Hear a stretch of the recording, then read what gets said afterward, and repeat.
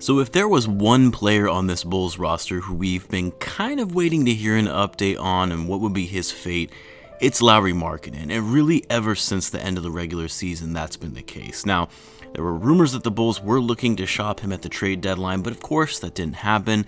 And then all summer we've talked about potential sign-and trade destinations for Lauri. We've talked about teams interested in Lauri Markkanen, and I'll admit I fully expected Markkanen to be one of the first pieces of news in a sign-and-trade when free agency first opened on Monday. And when the news broke that the Bulls were acquiring Lonzo Ball by way of a sign-and-trade, and the details weren't immediately revealed who would be included in said trade, I thought for sure that it was going to be Markkanen, and maybe another piece since that's actually what was rumored at the deadline. But lo and behold, all the Bulls had to give up for Lonzo in a sign-and-trade was Tomas Satoransky, Garrett Temple, and a second-round pick. And then, of course, the following day in free agency, when I saw that it was announced that the Bulls were finalizing a sign-and-trade for DeMar DeRozan, I thought without a doubt Markkanen was going to be included in this trade because the most common team that you heard interested in Markkanen over the offseason was the San Antonio Spurs. But no, yet again, Markkanen wasn't included in that trade either. And yet here we are on Friday, the day where restricted free agents can officially sign with a team who presents them an offer, and we still don't know where Markkanen is heading and if the Bulls still even have the ability to do a sign and trade this late in the game. And that's what I want to talk about in this video. So what's going on, everyone? You are listening to Bulls Central here. Hope you're all doing well. So if you had asked me at the end of Markkanen's sophomore season, one in which he finished the year averaging nearly 19 points per game and 9 rebounds, shooting 36% from 3, is Markkanen going to get himself a nice extension off his rookie deal the following offseason, at least worth over $20 million? And I would have said, yeah, that's a no-brainer. A 22-year-old who can shoot from outside but can also drive to the bucket and crash the boards for you as well? No question. He deserves that kind of payday, especially with the potential he had and the career trajectory he was on at that time. Well, fast forward 2 years, Jim Boylen happened. Markkanen had continued to suffer from injuries, and with the Bulls trading for Vucevic, Markkanen found himself in a reserve role with his numbers continuing to regress ever since his sophomore year. Now, Markkanen did improve his three-point shooting this year, and to his credit, he actually started out this past season very strong before getting injured yet again. And when Lauri came back from that injury, which I believe was right after the All-Star break, shortly before they made the trade for Vucevic, he just didn't look the same. Wasn't playing with the same kind of energy, had become even more of a liability on defense, and everything just kind of went downhill from there after Vucevic joined the team in terms of his role. Now, I've said before, I still think Markkanen can be a great player in this league. I just think he was never really put in the best situation for the Bulls. And of course, injuries have been holding him back from his true potential. And so I do wish Lauri the best on his next chapter. Well, maybe I'll say that's a little premature because there is a small outside chance that Lauri Markkanen does not receive a single offer from another team, and he's forced to accept the Bulls' qualifying offer of $9 million. Now, I made a video earlier this week talking about the possibility of this scenario and how I actually wouldn't be too upset if this happened, because if you can get Lauri Markkanen on a 1-year, $9 million deal, as frustrating as we've been with his performance and not meeting expectations, at least with what we saw from his first 2 seasons, a guy like Markkanen at $9 million is a steal. The guy can still stretch the floor, shoot the 3 at a 40% clip, and the fact of the matter is the Bulls could still use a big man off the bench. Markkanen isn't really the most ideal candidate for that role, since we need guys who can actually play defense, but at $9 million on this roster that is already stacked with talent is not a bad option at all. However, back to reality, that's not going to happen because Markkanen is going to get a better offer than just $9 million for 1 year. He is worth more than that. I think even the Lauri haters would agree with that statement. Now, it had been rumored from Shams Charania, which came out yesterday, that the Charlotte Hornets have come out as strong candidates to land Lauri Markkanen with their interest in the power forward. And when I saw this come out, I thought it was only going to be a matter of hours before it was announced that Markkanen had received an offer sheet from the Hornets. But then just a few hours later, it was then reported by Shams Charania again that Kelly Oubre Jr., the only other free agent that, like Lauri, has really been holding out for a bigger contract, is suspected to be getting interest from the Hornets as well. And really, the Hornets they're one of the only teams that can still have the remaining cap space to bring in a player for that level of money that Oubre and Markkanen are looking for.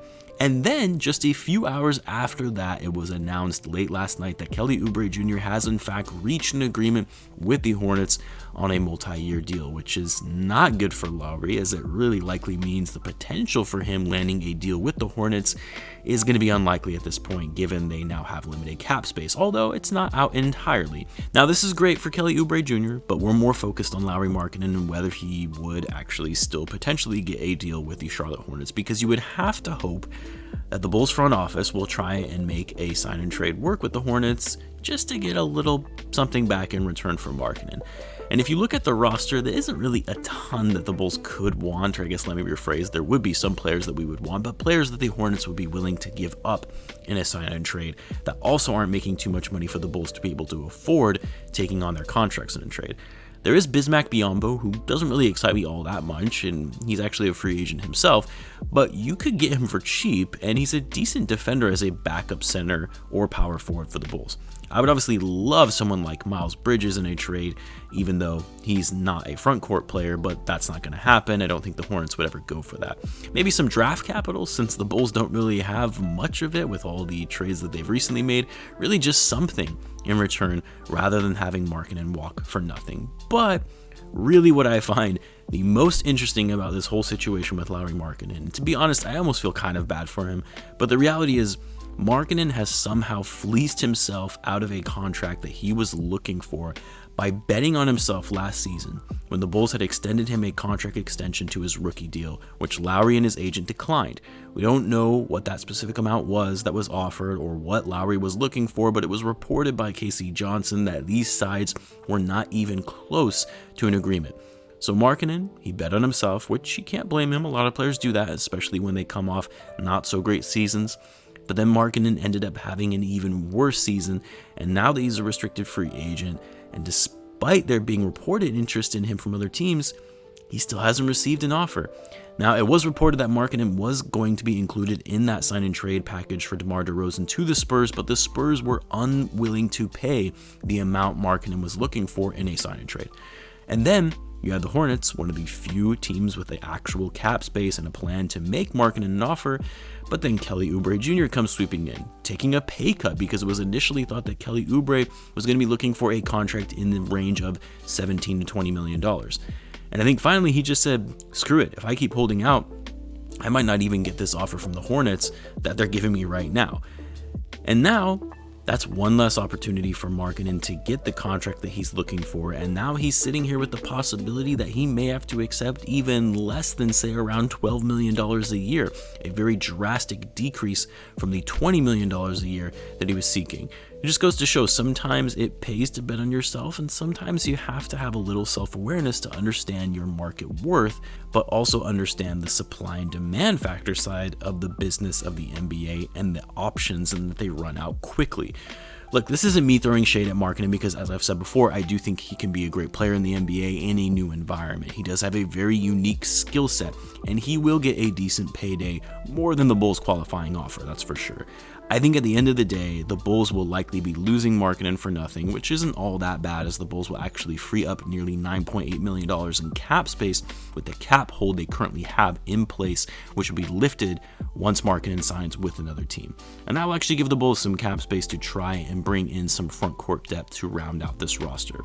We also still haven't heard anything in terms of the offers to Javonte Green or Devon Dotson, whether they've actually received offers from other teams. If you remember, the Bulls did extend both of these players a qualifying offer, making them restricted free agents, and if they don't receive an offer from another team, then they have the ability to accept the Bulls' qualifying offer, which will take up 2 remaining roster spots. And if, of course, the Bulls haven't offered extensions to either Valentine Felicio, which, trust me, that isn't going to happen. So there are still some roster openings that need to be filled out, which would include Markkanen if he does leave for another team, which I think is likely at this point. So we'll have to wait and see how these next few days pan out and see if there are any more tricks that Acme have up their sleeve. By the way, the Bulls Summer League officially starts on Monday, which is crazy that Summer League is already upon us when the NBA season just ended a few weeks ago. We just had the NBA draft last week and free agency just kicked off this week, but that's how the NBA rolls, especially when they're trying to get their normal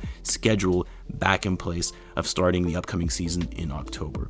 I will be doing a Summer League preview talking about the roster, players to look out for, and then I'll also be recapping the games as well, so stay tuned for that if you're interested. As always, be sure to subscribe if you're a Bulls fan, as I do post daily Bulls content. Thanks again for tuning in, guys, and I will catch you in the next one.